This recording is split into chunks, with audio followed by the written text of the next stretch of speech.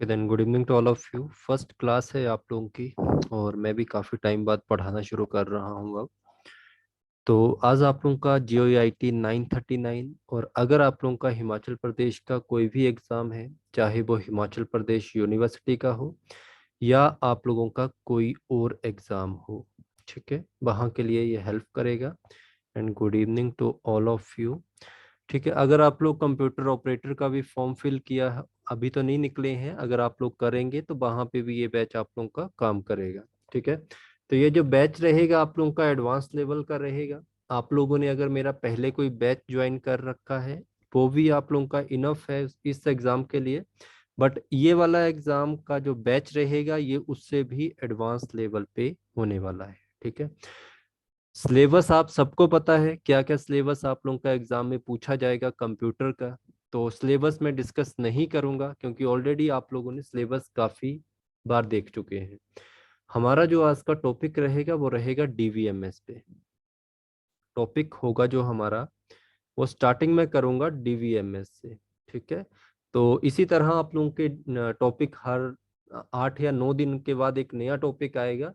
तो जिस दिन DVMS की लास्ट क्लास होगी उस दिन आप लोगों ने मुझे बताना है कि कुछ एक जो भी आप लोगों को लगता है कि ये नहीं करवाया है मैं करवा दूंगा। ठीक है, वैसे ऐसा नहीं होगा कि आप लोगों का कोई भी टॉपिक छूट जाएगा। और इसके बाद और आप लोगों ने क्या ध्यान रखना है, आप लोगों को लगभग मैं 60 से ज्यादा मॉक टेस्ट इसमें प्रोवाइड करवा दूंगा। ठीक है, 60 से ज्यादा मॉक टेस्ट आप लोगों के रहेंगे, आप लोगों ने इनको ही करना है। टॉपिक वाइज आप लोगों को MCQs मिलेंगे, सॉल्यूशन साथ में मिलेगा आप लोगों को इसका। इसके अलावा जो मेरे अभी तक पीछे के 2 बैच कंप्लीट हुए थे, एक था 817 का और एक हुआ था 903 का, उसकी कंप्लीट आप लोगों को रिकॉर्डेड वीडियो भी मिलेंगी। कितनी होंगी? 75+ वीडियो वो वाली होंगी। और ये वाला जो बैच होगा ये हमारा चलेगा, आप लोगों का एग्जाम अप्रैल में है तो एग्जाम से 2-3 दिन पहले तक ये चलता रहेगा। ठीक है, मान लीजिए 24 अप्रैल को है आपका एग्जाम, तो 24 अप्रैल को अगर आप लोगों का एग्जाम है तो समझिए कि 22 या 23 तारीख तक आप लोगों को मैं क्लासेस देता रहूंगा। तो लगभग आप लोगों की जो क्लासेस हो जाएंगी 140+ होंगी। मैं आप लोगों को इस बात की गारंटी दूंगा कि आपको ज्यादा पेपर आता होगा। जिस भी जगह पे आप लोग पेपर देने गए होंगे, आपके या कोई आगे भी बैठा है या पीछे बैठा है, अगर आप लोगों को क्वेश्चन नहीं आता है तो पूरे एग्जामिनेशन हॉल में या जहाँ पे भी आप लोगों का एग्जाम होगा उनको भी ये क्वेश्चन नहीं आता होगा। ठीक है, बट आप लोगों को क्वेश्चन में कभी डाउट नहीं आएगा, वो मैं बता दूंगा कैसे आप लोगों ने क्वेश्चन सॉल्व करने हैं। तो सिर्फ ये चीजें आप लोग फॉलो करिए, आप लोगों के ऊपर डिपेंड है, आप लोग किसी और को फॉलो करते हो किसी यूट्यूब पे या कहीं पे भी। ठीक है, मैं तो साफ मना करूंगा, फॉलो ना करें तो बढ़िया है। इन चीजों को कर लो, इन चीजों को कर लो, इन चीजों को कर लो, और उसके बाद जो क्लासेस मैं दूंगा उनको कर लो। आप लोगों का पेपर बहुत अच्छे लेवल पे जाएगा। ठीक है, क्योंकि आप लोग जानते हैं इस बार जो आप लोगों का पेपर होने वाला है उसमें आप लोगों का डॉक्यूमेंट वेरिफिकेशन नहीं होगा, चांसेस है नहीं होगा। तो अगर 200 नंबर का पेपर आप लोगों का आ गया तो लगभग 130 या 140 क्वेश्चन कंप्यूटर के होंगे और इसमें से आप लोग 120+ स्कोर आएगा इजीली आप लोगों का। ठीक है, 817 का और 903 का मेरा रिजल्ट काफी अच्छा है, इस चीज की चिंता मत कीजिए। ठीक है, कंप्यूटर आप लोगों का मैं कंप्लीट करवाऊंगा, वो मेरे ऊपर डिपेंड है किस तरह करवाऊंगा वो मैं जानता हूँ। ओके, एक ही बैच रहेगा, इसके अलावा कोई और बैच नहीं आएगा, ये मेरा लास्ट बैच रहेगा 939 के ऊपर। ऐसा नहीं है कि मैं 20 दिन के बाद बोलूंगा मेरा एक नया बैच आ रहा है, कोई नया बैच नहीं आएगा, यही बैच आएगा। DVMS पढ़ना स्टार्ट करेंगे हम। आप लोगों को मैं इस बार नोट्स भी दूंगा, इसके साथ साथ मैं पहले नोट्स नहीं देता था, इस बार मैं कोशिश करूंगा आप लोगों को नोट्स दूंगा। DVMS की आप लोगों को फुल फॉर्म आती ही है, डाटाबेस मैनेजमेंट सिस्टम। आप लोगों को जो पढ़ाया जाएगा वो इसी फॉर्मेट में पढ़ाया जाएगा, कोई PDF सामने नहीं खुलेगी, आप लोगों को एक एक कॉन्सेप्ट में ऐसे ही समझाऊंगा। तो ये चीज ध्यान रखिए। अब देखिए जो डाटाबेस मैनेजमेंट सिस्टम है इसमें दो चीजें आप लोगों की निकल के आती हैं। एक तो आता है डाटाबेस सिस्टम, ठीक है, यहाँ से क्वेश्चन बनते हैं। और आप में से काफी स्टूडेंट इन्हीं चीजों में कंफ्यूज रहते हैं कि डाटाबेस अलग है और डाटाबेस मैनेजमेंट सिस्टम अलग है। ठीक है, तो इन दोनों चीजों को आप लोगों ने कभी भी एक नहीं मानना है, और ये दोनों चीजें एक भी नहीं है, बोथ आर डिफरेंट। तो एग्जाम में आप लोगों ने कई बार देखा होगा कि आप लोगों को 4 ऑप्शन आते हैं, ए बी सी और डी। एक ऑप्शन में आपको डाटाबेस दिया होगा और एक में डाटाबेस मैनेजमेंट सिस्टम दिया होगा। अगर आप लोगों को इन दोनों की डेफिनेशन आती है तो आप लोग इस चीज में कभी भी डाउट में नहीं आओगे कि डाटाबेस वाला आंसर आएगा कि डाटाबेस मैनेजमेंट सिस्टम वाला आंसर आएगा। तो इसकी डेफिनेशन आप लोगों ने ध्यान रखनी है, वो क्या होगी।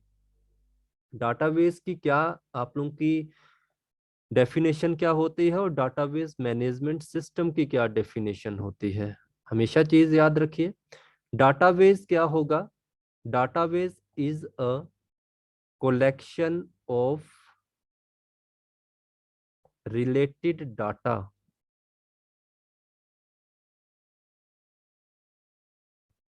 आप लोग साथ साथ लिख सकते हैं, लिखना चाहें आप लोगों को रिकॉर्डिंग लेक्चर भी मिल जाएगा, बाद में भी लिख सकते हैं। ठीक है, डाटाबेस क्या होता है। Database is a collection of related data, जो कि एक दूसरे के साथ संबंध रखता है। अब ये रिलेटेड डाटा कैसे होगा, मान लीजिए आप में से ही मैं किसी की एग्जांपल ले लेता हूं। तो आप लोगों का नाम, ठीक है, आपके फादर का नाम, आपके मदर का नाम, आपका एड्रेस, आपने अगर कहीं पे ज्वाइनिंग की है तो आपका वहाँ का इंस्टीट्यूट का नाम आ सकता है। अगर आप किसी जगह के स्टूडेंट हैं, आपके प्रीवियस मार्क्स क्या थे, ये सारा चीज क्या होता है, ये डाटा होता है। और ये सारा डाटा जो आप लोगों का होगा, ये कलेक्शन होगी, मतलब एक जगह ये सारा डाटा क्या होगा, कलेक्ट होगा। ठीक है, एक ही जगह पे ये आपका सारा डाटा क्या होगा, कोलेक्ट होगा। तो डाटाबेस का आप लोगों को पता चल गया, कभी भी डाटाबेस के ऊपर क्वेश्चन आए तो वो बात कर रहा होगा किसी कलेक्शन ऑफ डाटा की। ठीक है, किसी के डाटा के बारे में जिसको हम क्या कर चुके हैं, कोलेक्ट कर चुके हैं। पर अगर आप लोगों को क्वेश्चन पूछा जाए डाटाबेस मैनेजमेंट सिस्टम के ऊपर, डाटाबेस मैनेजमेंट सिस्टम क्या होता है। डाटाबेस मैनेजमेंट सिस्टम एक तरह का सॉफ्टवेयर होगा। It is a software and it manages all data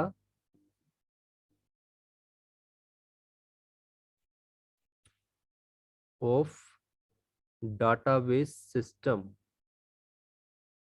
अब ये जितना भी हमारा डाटाबेस था, ये डाटाबेस जो सिस्टम था, इस सब सिस्टम को, जितने भी सारा सिस्टम है, इसको मैनेज कौन करेगा। तो ये मेन पर्पस होता है, मुख्य उद्देश्य जिसे हम कहते हैं, किसका है, डाटाबेस मैनेजमेंट सिस्टम का, कि जितना भी हमारे पास कलेक्शन ऑफ डाटा है, उस कलेक्शन ऑफ डाटा को मैनेज करना। अब उसको मैनेज कैसे करना है, जैसे मान लीजिए मैंने आपका नाम लिखा, फादर नेम लिखा, एड्रेस लिखा, मार्क लिखे। अब जितना भी ये डाटा होगा इसको मैनेज करेगा, इंसर्ट करेगा। अगर इसी डाटा में आप लोगों ने कुछ चीज को इंसर्ट करवाना है, कोई चीज आप लोगों ने अपडेट करवानी है, कोई चीज आपने किसी के साथ शेयर करनी है, और इसी डाटा की कोई आप लोग सिक्योरिटी रखना चाहते हो, तो ये सारा काम कौन करेगा, आप लोगों का डाटाबेस मैनेजमेंट सिस्टम। मान लीजिए आप क्लास बीटेक फर्स्ट सेमेस्टर के स्टूडेंट हो, आपका पूरा डाटा आपके कॉलेज के पास आ गया।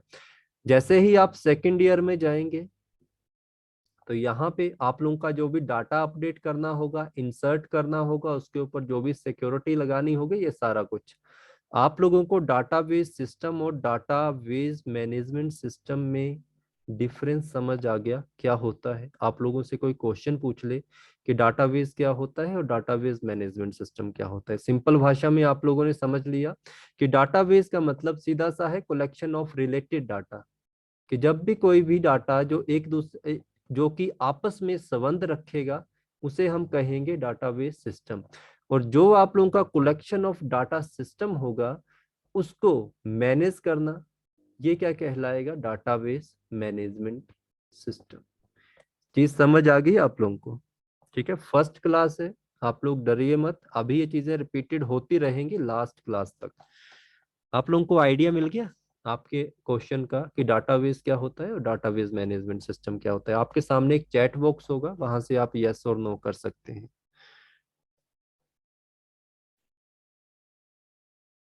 ओके, ठीक है। इसके आगे आप लोगों ने कुछ और चीजों को ध्यान में रखना है। वो क्या होगा, अब यहाँ पे एक और क्वेश्चन बन के आता है, और इसके ऊपर क्वेश्चन आ भी चुका है। Types of database management system. कई बार क्वेश्चन आता है कि डाटाबेस मैनेजमेंट सिस्टम के कितने टाइप होते हैं। ठीक है, अपने आप में ही ये एक टॉपिक है, types of database management system. But exam के अकॉर्डिंग अगर हम पढ़ें तो हम लोगों ने याद रखना है कि डाटाबेस मैनेजमेंट सिस्टम के दो ही टाइप है। इसमें एक टाइप आप लोगों का क्या कहलाता है, एक टाइप कहलाता है centralised database.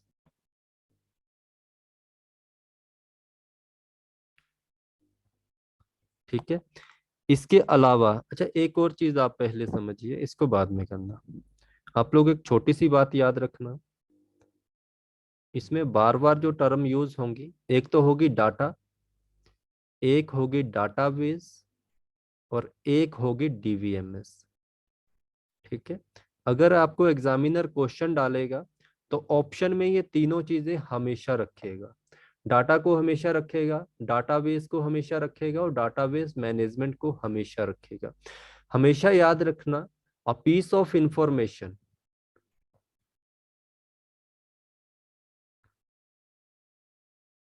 A piece of information आप लोगों का डाटा कहलाता है। ठीक है, डाटा का इंफॉर्मेशन का छोटा सा अंश जो होता है वो डाटा हमेशा कहलाएगा। इसके बाद आप लोगों को बता दिया मैंने, जो डाटा होगा उसको जब हम एक लार्ज अमाउंट में कलेक्ट कर लेंगे, कलेक्शन ऑफ रिलेटेड डाटा आ जाएगा, तो वो हमारा डाटाबेस कहला सकता है। अब देखिए, पीस ऑफ इंफॉर्मेशन में हम किसी भी क्लास, एम्प्लॉय किसी को भी ले सकते हैं। ठीक है, उसमें कोई भी क्लास, मान लो 6 क्लास है आपकी। अब 6 क्लास में जब कलेक्शन हो जाएगी, उसमें स्टूडेंट होंगे, उनका नाम होगा, रोल नंबर होगा, सेक्शन होगा, वो आपका डाटाबेस बन जाएगा, क्योंकि वो एक दूसरे के साथ इंटरलिंक करते हैं, एक दूसरे के साथ रिलेशन रखते हैं, उससे क्या कहते हैं, हम डाटाबेस कहते हैं। और फिर मैंने आप लोगों को कहा कि ये आप लोगों का जो डाटाबेस मैनेजमेंट सिस्टम होता है, ये क्या होगा, इट इज अ सॉफ्टवेयर। ठीक है, हमेशा याद रखना, जब भी बात सॉफ्टवेयर की आएगी तो वो डाटाबेस मैनेजमेंट सिस्टम के ऊपर बात करेगा। It is a software package, design किया जाता है इसको स्पेशली टू डिफाइन, मैनिपुलेट, किसी भी डाटा को चेंज करना, रिट्राइव करना किसी भी डाटा को। ये सारे जितने भी वर्ड हैं आपको सामने दिख रहे हैं, ये हम आगे पढ़ते जाएंगे। ठीक है, शेयर करना, सिक्योरिटी करना। ठीक है, वहां पे बात आप लोगों की आती है किस चीज की, वहां पे बात आती है डाटाबेस मैनेजमेंट सिस्टम की। क्योंकि ये जो वर्ड आप लोगों को दिख रहे हैं, ये आपके एग्जामिनर पूछेगा और कुछ ना कुछ आपको डालेगा। ठीक है, कई बार क्या होता है, हमें ना एक एग्जामिनर क्वेश्चन डाल देता है, उसमें क्या होता है 3-4 लाइनें आ जाती हैं क्वेश्चन की। ठीक है, 3 या 4 लाइन का, और हमें वो क्वेश्चन समझ ही नहीं आ रहा होता है कि हमने इसका आंसर क्या देना है। तो ऑप्शन क्या दिए होते हैं, कई बार होता है डाटा होगा ऑप्शन में, फिर डाटाबेस होगा, फिर आपका डीवीएमएस होगा। ठीक है, और चौथा ऑप्शन होगा ऑल ऑफ द एबव।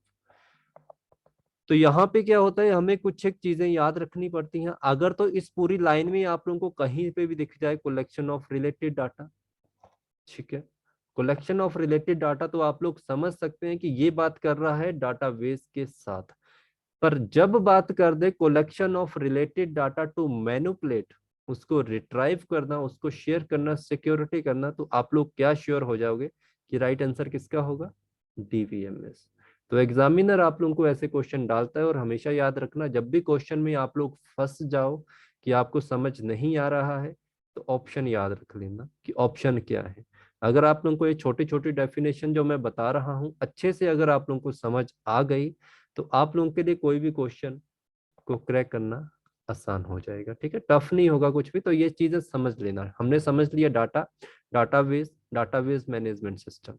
ये मैं इसलिए बता रहा हूँ क्योंकि ये पूरे जो हम 8-9 दिन पढ़ेंगे उसमें ये वर्ड बार बार आप लोगों के चलेंगे। ये रिट्राइव जो मैंने आप लोगों को बताया, मैनिपुलेट बताया, ये आगे टाइप्स में आएंगे, वहां पे हम इनको पढ़ेंगे।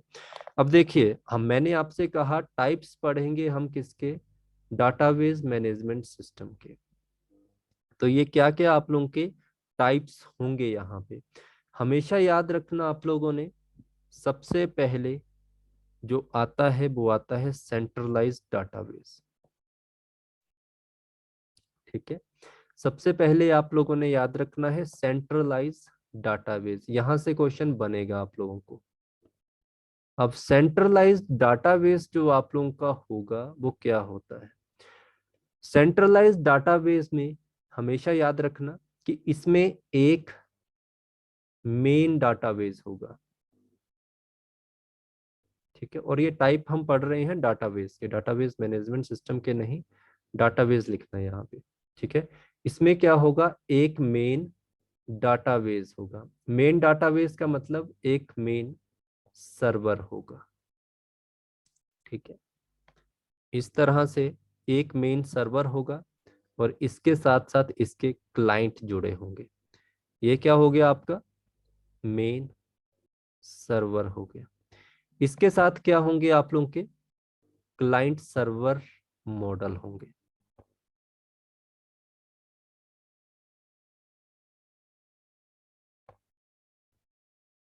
क्लाइंट सर्वर मॉडल होंगे।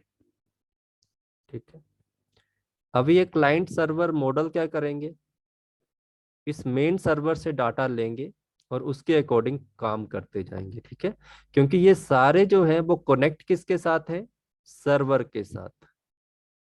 अगर सर्वर से कनेक्शन टूटा तो इन सबका कनेक्शन आपस में टूट जाएगा। इसकी हम एग्जांपल क्या दे सकते हैं, एक और चीज याद रखना, इसमें क्वेश्चन पूछा जाता है सेंट्रलाइज्ड डाटाबेस में। सेंट्रलाइज्ड डाटाबेस में क्वेश्चन पूछा गया है आपका कि जो सेंट्रलाइज्ड डाटाबेस होता है इसका जो डाटा मैनेज किया जाता है, सेंट्रलाइज डाटाबेस में डाटा जो आप लोगों का मैनेज होता है वो कहाँ से होता है, हमेशा याद रखना सिंगल लोकेशन से इसका डाटा मैनेज किया जाता है। Single location. ठीक है, क्योंकि सिंगल लोकेशन पे हमारा क्या है, मेन सर्वर बैठा हुआ है। आप लोगों ने देखा होगा बैंक, एग्जाम्पल हम यहाँ पे ले सकते हैं बैंक। ठीक है, आप लोगों को पता है अगर आप लोगों के पास एसबीआई का एटीएम है तो आप पीएनबी के एटीएम पर भी जाके अपने कैश विड्रॉल करवा सकते हैं। ठीक है, इसका जो एटीएम होगा आप लोगों का वो इसके सर्वर के साथ कनेक्ट होगा। आपकी जो बैंक की ट्रांजैक्शंस होंगी वो आपके बैंक के मेन सर्वर पे क्या हो जाएंगी, ऐड हो जाएंगी। और ये जो मेन सर्वर आप लोगों का होगा ये इन सबको क्या कर देगा, आंसर दे देगा, मतलब इनको इनका डाटा अपडेट कर दिया कि ये जो पर्सन है इसने अपने अकाउंट से 50,000 रुपए निकाले हैं। अगर इसके अकाउंट में 1 लाख रुपए हैं तो डिडक्ट करके ये क्या कर देगा, अब उसका बैलेंस कितना शो करेगा, 50,000। ऐसा तो नहीं होता है कि अगर हम एक एटीएम पे जाएंगे, ठीक है, हमारे एरिया में 4 एटीएम लगे हैं, अगर मेरे पास पीएनबी का एटीएम है मैं एसबीआई में जाके कैश विड्रॉल करवाता हूँ और मेरे जो मेन अकाउंट होगा उस पर कोई भी इफेक्ट नहीं पड़ेगा। अगर 50,000 है तो वहां भी 50,000 ही रहेगा, नहीं, वो मेन सर्वर के साथ आप लोगों का कनेक्ट होगा। मेन सर्वर मैसेज कर देगा कि इस पर्सन ने क्या किया है, अकाउंट से मनी को निकाला है, और यही पर्सन क्या करेगा, मतलब अब इसका डाटा अपडेट कर दिया जाता है। तो ये हमेशा चीज याद रखना कि जो आप लोगों का सेंट्रलाइज डाटाबेस होता है उसमें जो डाटा आप लोगों का होगा वो सिंगल लोकेशन से ही हैंडल किया जाता है। और इसी सिंगल लोकेशन से जितने भी आप लोगों के क्लाइंट सर्वर होते हैं वो क्या करते हैं, डाटा को वहां से पिक करते हैं। ठीक है, आप लोग अपने बैंक में गए, आपने अपने बैंक में कोई भी चीज, जैसे मान लीजिए आधार ऐड करवाया, आपने कुछ भी किया है, ठीक है, वो सारी इंफॉर्मेशन क्या होगी, आपके मेन सर्वर पे जाएगी, और मेन सर्वर से ये क्लाइंट सर्वर क्या करेंगे, आप लोगों के वहां से डाटा को कोलेक्ट करते जाएंगे। ठीक है, अगर आप इस एग्जाम्पल से नहीं समझे हैं तो आप इस एग्जाम्पल से समझ जाएंगे कि अगर आप लोगों ने कभी ऑनलाइन रिजर्वेशंस करवाई है, सबने करवा रखी होंगी। मान लीजिए आप लोगों ने बस की करवाई, तो बस में अगर आप लोगों की 50 सीट्स हैं, तो वहां पे आप लोगों को क्या बता देगा, ठीक है, बस में जो आप लोगों की ऑनलाइन प्लेटफॉर्म जो आप लोगों के होते हैं, वो आप लोगों को ये बता देगा कि हमारे पास अवेलेबल सीट्स कितनी है और ऑक्युपाइड सीट कितनी है। अगर आपकी 50 सीट है, तो अगर 50 की 50 सीट आपकी ऑक्युपाई हो चुकी हैं, तो ये बता देगा कि नो सीट अवेलेबल। ठीक है, और अगर 50 में से 20 बुक हुई हैं, तो आप लोगों को क्या कर देगा, वो 30 सीट्स खाली बता देगा। ठीक है, तो यहाँ पे भी क्या होगा, आपका जो बस का जहाँ से बुकिंग हो रही है उसका मेन सर्वर होगा, और मेन सर्वर से ही जितने क्लाइंट सर्वर होंगे वो क्या कर रहे हैं, आप लोगों का डाटा को कलेक्ट कर रहे हैं और आप लोगों को इन्फॉर्मेशन प्रोवाइड करवा रहे हैं। इसी तरह ट्रेन का भी एग्जांपल ले सकते हो, और अगर आप लोगों ने इन चीजों में कभी नहीं किया है, तो आप लोगों ने मूवी टिकट तो बुकिंग करवाई होगी, तो आप लोगों ने देखा होगा वहां पे भी सीट कंफर्मेशन होती है कि ये सीट खाली है, ये सीट खाली है, कौन सी चाहिए वो आप ले लीजिए। ठीक है, तो समझ आ गया आप लोगों को कंप्लीट जितना भी आप लोगों का हुआ, तो ये चीजें आप लोगों ने समझ ली। इसके अलावा आप लोग कुछ और इसमें अगर समझना चाहें, तो हमारे जितने भी ऑनलाइन प्लेटफॉर्म होते हैं, ऑनलाइन प्लेटफॉर्म जैसे मैं अभी आप लोगों के साथ जुड़ा हूं, तो मान लीजिए मैं एक मेन सर्वर हूं, आप लोग मेरे साथ जुड़े हुए हो। ठीक है, यही है, मैं यहाँ से डाटा ट्रांसफर कर रहा हूँ, आप लोगों तक पहुंच रहा है, और बाद में ये क्या डाटा होगा, एक जगह रिकॉर्ड हो जाएगा, और वहां से भी आप इस डाटा को क्या कर सकते हैं, एक्सेस कर सकते हैं। जैसे मान लो अगर मैंने इस वीडियो को यूट्यूब के ऊपर डाल दिया, तो यूट्यूब पे ये क्या हो गया, आपका मेन सर्वर है, वहां से आप लोग क्लाइंट हो, वहां से आप लोग इसका डाटा क्या करोगे, उठा लोगे। अगर मैंने गूगल ड्राइव पे डाल दिया, तो वहां पे आप लोगों को एक एक्सेस मिल जाएगा, और वहां से भी आप लोग इस चीज को समझ जाओगे। ठीक है, वहां से ले सकते हो। आप लोगों को सेंट्रलाइज का समझ आ गया, कोई डाउट तो नहीं है किसी बच्चे को कि सेंट्रलाइज डाटाबेस क्या होता है? कन्फर्म आप लोगों को? कोई भी डाउट आएगा आप लोग क्लास के बाद मुझे व्हाट्सएप पर मैसेज कर सकते हैं, मैं आपको रिपीट भी करवा दूंगा। और ये सारी चीजें हमारी जो होंगी वो हर जगह रिपीट होती रहेंगी जब तक हम डाटाबेस मैनेजमेंट सिस्टम को पढ़ रहे हैं। ठीक है, तो हमने इसमें क्या पढ़ा, हमने इसमें यही पढ़ा कि जो हमारा सेंट्रलाइज होता है, ठीक है, सेंट्रलाइज में एक मेन सर्वर होता है, उस मेन सर्वर के साथ आप लोगों के क्लाइंट सर्वर जुड़े हुए होते हैं, जो कि इस मेन सर्वर से क्या करते हैं, डाटा को, इंफॉर्मेशन को कलेक्ट करते रहते हैं। ठीक है, तो ये चीज आप लोग इसमें ध्यान रखेंगे, ये इंपॉर्टेंट है। कई बार इसके ऊपर आप लोगों को एग्जाम्पल पूछी जाती है, तो एग्जाम्पल आप लोगों ने हमेशा अपने हिसाब से ध्यान रखनी है। सेकंड जो मैंने आप लोगों को बताया वो होता है डिस्ट्रीब्यूटिव, डिस्ट्रीब्यूटेड डाटाबेस। अब डिस्ट्रीब्यूटेड या डिस्ट्रीब्यूटिव डाटाबेस आप लोगों का क्या होगा, इससे अपोजिट होगा, क्योंकि वहां पे तो सिंगल लोकेशन से क्या किया जा रहा था, आपके डाटा को मैनेज किया जा रहा था। ठीक है, जो आपका सेंट्रलाइज था।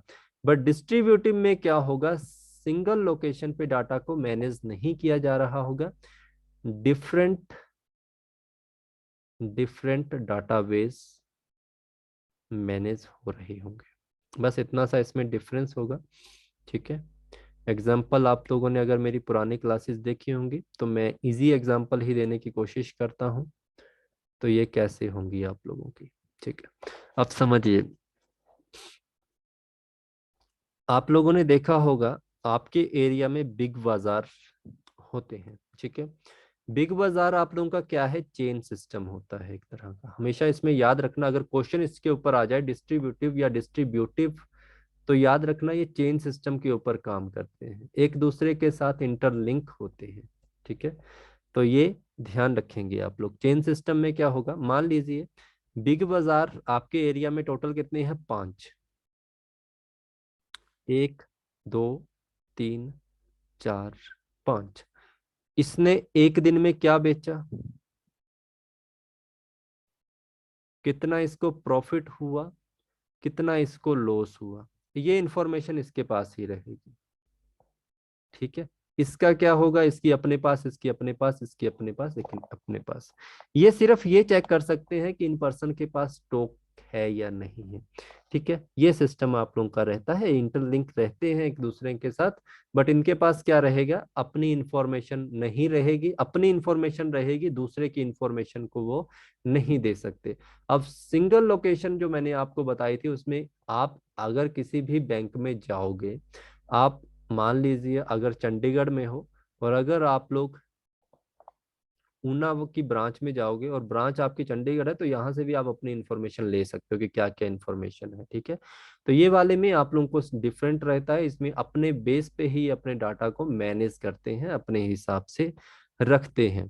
तो यहाँ पे आप लोगों को एक चीज याद रखनी है कि जो आप लोगों का डिस्ट्रीब्यूटिव नेटवर्क होता है, क्या इसमें कोई मेन अथॉरिटी होती है। ठीक है, यहाँ से आप लोगों को क्वेश्चन नहीं बनेंगे, क्वेश्चन बनेंगे सिर्फ ये वाले। ठीक है, या आप लोगों को ये क्वेश्चन बन सकता है कि इसमें मेन अथॉरिटी होती है।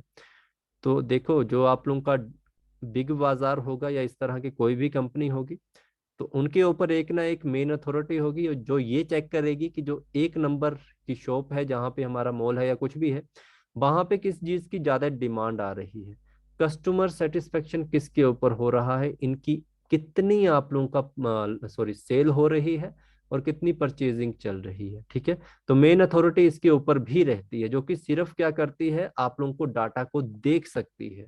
ठीक है, इनका जितना भी डाटा होगा उसको देख सकती है, बट सिर्फ मेन अथॉरिटी देखेगी, ये जो बाकी इसके साथ के हैं ये इसको नहीं देख पाएंगे।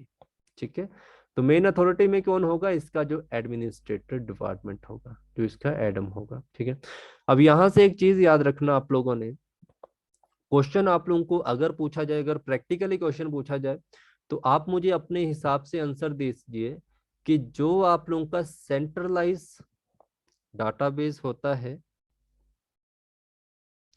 सेंट्रलाइज्ड डाटाबेस को क्या हम डिस्ट्रीब्यूटेड बना सकते हैं या नहीं, यस और नो। आप अपने हिसाब से बताइए कि जो सेंट्रलाइज्ड डाटाबेस होता है, क्या हम इसको डिस्ट्रीब्यूटेड बना सकते हैं या नहीं। ओके, तो हमेशा याद रखना, जो सेंट्रलाइज्ड डाटा होता है हम इसको डिस्ट्रीब्यूटेड बना सकते हैं। ठीक है, अब जैसे मैंने आप लोगों को बताया, बैंक का ही आप लोगों का एग्जांपल लिया, मान लीजिए हम बात करेंगे यहाँ पे एसबीआई की। अगर एसबीआई की हिमाचल प्रदेश की जो 12 डिस्ट्रिक्ट हैं आप लोगों की, हर एक डिस्ट्रिक्ट में क्या होगा, मान लो जैसे आप लोग समझिए 4 डिस्ट्रिक्ट में एक एक सर्वर बैठता है आप लोगों का, जैसे मान लो हमीरपुर है। ठीक है, हमीरपुर का जो सर्वर आप लोगों का होगा, इसके पास 4 या 5 डिस्ट्रिक्ट होंगी जिनको ये कवर करता है। ठीक है, 4 या 5 डिस्ट्रिक्ट। बट आप लोगों को इस चीज का भी पता होना चाहिए, क्या सिर्फ हिमाचल में ही पंजाब नेशनल बैंक है। पंजाब नेशनल बैंक की एक मेन अथॉरिटी होगी जो इन सब के ऊपर नजर रख रही होगी, जिसका नाम होगा डिस्ट्रीब्यूटेड। ठीक है, इसी तरह आप लोगों ने याद रखना है कि सेंट्रलाइज्ड डाटाबेस जो होता है, इसके ऊपर एक क्या होगी, मेन अथॉरिटी होगी जो डिस्ट्रीब्यूटेड होती है। तो सेंट्रलाइज्ड डाटाबेस को हम कलेक्ट करके क्या बनाते हैं, डिस्ट्रीब्यूटेड बनाते हैं। जैसे आप लोग समझिए, छोटे सी एग्जांपल है और ये आप लोगों के लिए बेस्ट रहेगी, गूगल। जो आपका गूगल इंडिया है, ये तो आप लोगों का सेंट्रलाइज हो गया एक तरह से। ठीक है, तो इस तरह अगर सेंट्रलाइज सिर्फ ये इंडिया को देख रहा है, तो मेन जो आप लोगों का गूगल है जो डिस्ट्रीब्यूटेड है, वो तो मेन अथॉरिटी कहीं और बैठी हुई है। तो इन सबको क्या करते हैं, आपका डिस्ट्रीब्यूटिव चेक करती है। ठीक है, तो हमेशा याद रखना कि सेंट्रलाइज को हम क्या कर सकते हैं, डिस्ट्रीब्यूटिव बना सकते हैं। आपके एग्जाम के लिए इंपॉर्टेंट तो नहीं है, बट अगर आप इंटरव्यू वगैरह जाएंगे तो प्रोग्रामर के लिए क्वेश्चन पूछा जा सकता है, बट आप लोगों ने अपने माइंड में रखना है, कई बार आपको क्वेश्चन आ भी सकता है, क्योंकि हम सेंट्रलाइज को कंबाइन कर करके एक डिस्ट्रीब्यूटेड बनाते हैं। ठीक है, तो ये चीज आप लोग ध्यान में रखेंगे। अब हम बात करेंगे, यहाँ तक क्लियर है आप लोगों का, कोई डाउट तो नहीं है पीछे, डाटाबेस मैनेजमेंट सिस्टम और इसके टाइप जो हमने पढ़े डाटाबेस के, क्लियर है। अब हम तीसरा टॉपिक इसमें देखेंगे, वो होगा हमारा कंपोनेंट, कंपोनेंट ऑफ डाटाबेस। ठीक है, तो आप लोग एक बार फिर से वीडियो देख लेना, ये वाली आपको क्लियर हो जाएगा, और अगर नहीं हुआ तो फिर मुझे बता देना आप लोगों ने, ठीक है। तो हमेशा याद रखना, हम कंपोनेंट पढ़ रहे हैं डाटाबेस के, ना कि डाटाबेस मैनेजमेंट सिस्टम की। अभी हम डाटाबेस को ही समझ रहे हैं, पहले उसको समझिए, फिर हम डाटाबेस मैनेजमेंट सिस्टम को आगे आगे पढ़ेंगे। अब कंपोनेंट क्या होते हैं आप लोगों के? फर्स्ट ऑफ ऑल यूजर, ठीक है। तो मुझे एक चीज का आंसर दीजिए, क्या यूजर अलग अलग होते हैं कि यूजर सिंगल ही होता है? तो हमेशा याद रखना, यूजर अलग अलग होते हैं, ठीक है, अलग अलग होंगे। तो यूजर क्या क्या हो सकते हैं? Number one, DVA. डीवीए का मतलब होता है डाटाबेस एडमिनिस्ट्रेटर, ठीक है। इसको हम डिटेल में बाद में पढ़ेंगे। इसके बाद होता है एक सिस्टम डेवलपर, जो सिस्टम को पूरा डेवलप करता है। इसके बाद होता है डिजाइनर, ठीक है, जो इस डाटाबेस का डिजाइनर होगा। और तीसरा होता, फिर मान लीजिए आ जाता है एंड यूजर। एंड यूजर में कौन आते हैं? हम लोग, ठीक है, जहां तक ये पूरा डाटा चेन में पहुंच के यहाँ तक हमारे सामने रिप्रेजेंट होता है। ओके, तो ये चीज आप लोग ध्यान रखेंगे। तो ये हो गया database administrator, system developer, designer और एंड यूजर, ठीक है। कोई भी चीज आप लोग बना रहे हो, उसके पास एक मेन अथॉरिटी होगी, उसको डेवलप करने के लिए कोई पर्सन होगा, उसके बाद उसको डिजाइन देने के लिए कोई पर्सन होगा, और एंड यूजर। ऐसा तो नहीं है आप लोगों के पास जो भी डाटा होगा वो डायरेक्टली जो इस पे डाला वही दे दिया आपके सामने। आपको वो समझ भी आना चाहिए, जो उसका फॉन्ट साइज है वो ऐसा होना चाहिए कि आप लोग उसको समझ सके, उसका एक सीक्वेंस होना चाहिए, सारा कुछ होके हम तक पहुंचता है, ठीक है। सबसे पहले एक तो ये हो गया। उसके बाद हो गया डाटाबेस एप्लीकेशन। अब जो भी हम लोगों ने डाटा बनाया है, ऐसा तो नहीं है कि कहीं पे भी डाल दिया तो हमें मिल जाएगा, उसकी एक एप्लीकेशन होगी, ठीक है। तो एप्लीकेशन में क्या होगा? एक तो उस एप्लीकेशन पर उससे डाटाबेस को एक्सेस करने वाला होगा। एक्सेस कौन करेगा? हम और आप लोग, ठीक है। और उस डाटाबेस को मेंटेन भी करेगा। मेंटेन का मतलब उसको इंसर्ट करेगा, अपडेट करेगा, डिलीट करेगा, ठीक है। तो इन सब चीजों को हमें किसी ना किसी एप्लीकेशन में डाटा को एक्सेस करने के लिए, हमें किसी ना किसी डाटा को मेंटेन करने के लिए किस चीज की जरूरत पड़ेगी? एक एप्लीकेशन की जरूरत पड़ेगी। तो वो होगा आप लोगों का डाटाबेस एप्लीकेशन, ठीक है, इतना समझिए। फिर एक होता है हमारा डाटाबेस मैनेजमेंट सिस्टम। ऑलरेडी हम पढ़ चुके हैं, ये कंपोनेंट होता है किसका? डाटाबेस का, जिसमें हम क्या करते हैं, क्योंकि ये एक तरह का सॉफ्टवेयर है, और ये सॉफ्टवेयर क्या करता है? मैनेज करता है, ठीक है, जो भी हमारे पास डाटा होता है। और ये सॉफ्टवेयर क्या हो सकता है? आप लोगों का माई एसक्यूएल हो गया, ओरेकल हो गया, एमएस एक्सेस हो गया, ये सारे डीबीएमएस के पार्ट हैं, ठीक है। और फोर्थ इसमें आएगा आप लोगों का डाटाबेस, ठीक है। तो ये सारा सिस्टम होगा आप लोगों का। तो डाटाबेस आप लोगों को पता है, कलेक्शन ऑफ लॉजिकल डाटा, तो ये आप लोगों ने ऑलरेडी पढ़ लिया है। तो ये कंपोनेंट होते हैं किसके? किसी भी डाटाबेस के, जिसमें एक यूजर होता है, डाटाबेस एप्लीकेशन होती है, डाटाबेस मैनेजमेंट सिस्टम होता है, और उसके बाद एक डाटाबेस होता है। तो ये सारी चीजें आप लोगों ने ध्यान में रखनी है, अगर आप लोगों को पूछ ली जाए। ये जो चीजें आप लोग सामने देख रहे हैं, डाटाबेस एडमिनिस्ट्रेटर, एप्लीकेशन, इनको हम आगे पढ़ेंगे। अभी जस्ट मैं इंट्रोडक्शन दे रहा हूँ आप लोगों को किसी भी टॉपिक की, ठीक है। अब मुझे एक चीज बताइए कि क्या हम लोगों ने डायरेक्टली ही डाटाबेस मैनेजमेंट सिस्टम को डेवलप कर लिया था? ठीक है, कि हम डाटाबेस मैनेजमेंट सिस्टम जो आप लोगों का है, इसका जो डाटाबेस होता है, क्या हम लोग इसको शुरू से ही यूज कर रहे हैं, या इससे पहले भी हमारे पास कोई ऐसा एक्सेस था? तो याद रखना, डाटाबेस आने से पहले हम किसका यूज करते थे? फाइल सिस्टम का। तो ये क्वेश्चन आ चुका है आप लोगों को, फाइल सिस्टम। अब फाइल सिस्टम आप लोगों का आज के समय में यूज होता है? यस और नो प्लीज बताना। जो फाइल सिस्टम होता है, क्या आज के समय में यूज होता है? तो ये आज के समय में यूज होता है। कहाँ कहाँ यूज होता है? आप लोगों की जो विंडो होगी, इसमें यूज होता है। आपने देखा होगा, आप लोगों की विंडो होगी या आप लोग मोबाइल भी यूज करते होंगे एंड्रॉयड, उसमें एक फाइल मैनेजर आता है, वो यही है, ठीक है, जिसका हम यूज करते हैं फाइल मैनेजर। विंडोज में आप लोगों ने देखा होगा माई कंप्यूटर, तो ये आप लोगों का यही है, फाइल सिस्टम के ऊपर काम करता है ये, ठीक है। तो माई कंप्यूटर के अंदर आप लोगों की क्या आती हैं, ड्राइव आती है, CDEF, ठीक है। इन सभी ड्राइव के अंदर कुछ फाइल आती हैं, उन फाइल के अंदर कुछ फोल्डर आते हैं, और उन फोल्डर के अंदर ही आप लोगों का डाटा आता है। तो ये आप लोगों का फाइल मैनेजमेंट सिस्टम कहलाता है। क्वेश्चन आप लोगों से पूछा जाता है कि जो आप लोगों का माई कंप्यूटर होता है या आप लोगों का कंप्यूटर में फाइल सिस्टम होता है, उसे किस नाम से जानते हैं, तो याद रखना उसे जानते हैं विंडोज एक्सप्लोरर, ठीक है। ये नोट डाउन करते रहना सारी चीजें। विंडो एक्सप्लोरर ही जो आप लोगों का होता है, यही फाइल मैनेजमेंट सिस्टम कहलाता है, तो इसको ध्यान में रखेंगे, ठीक है जी। तो ये इंपॉर्टेंट है। क्वेश्चन आप लोगों से पूछा जाता है कि जो फाइल मैनेजमेंट सिस्टम होता है, इसको डायरेक्टली कौन अपडेट करता है। फाइल मैनेजमेंट सिस्टम को अपडेट किया जाता है बाय द यूजर, हम ही इसको अपडेट करते हैं, कोई और तो अपडेट नहीं करता है, ठीक है। हम ही अपडेट करेंगे, कोई और अपडेट नहीं करेगा। बट जब बात आएगी आप लोगों के सर्वर बेस्ड डाटाबेस की, तो सर्वर बेस्ड डाटाबेस जो आप लोगों का होता है, इसको हम अपडेट नहीं करते हैं, हम रिक्वेस्ट करते हैं सर्वर को, और वो क्या करता है, हमें डाटा प्रोवाइड करता है। तो यहाँ पे अपडेट किसके द्वारा किया जाएगा, बाय द सर्वर, ठीक है।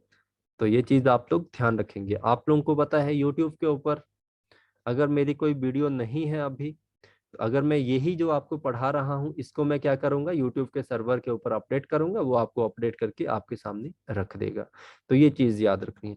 कल हम पढ़ेंगे कि जो फाइल मैनेजमेंट सिस्टम है, इसको क्यों लाया गया, इसकी क्या ड्रॉबैक थी, सॉरी इसकी जगह डाटाबेस को क्यों लगाया लाया गया, ठीक है।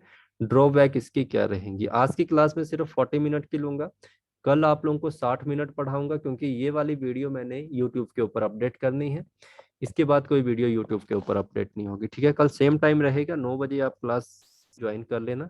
तो कल से हम थोड़ा एडवांस लेवल में पढ़ना स्टार्ट करेंगे, ठीक है। कोई डाउट होगा, कुछ भी नहीं समझ आया होगा कुछ भी, प्लीज मुझे व्हाट्सएप पे मैसेज करना, ठीक है जी। Thank you so much, good night.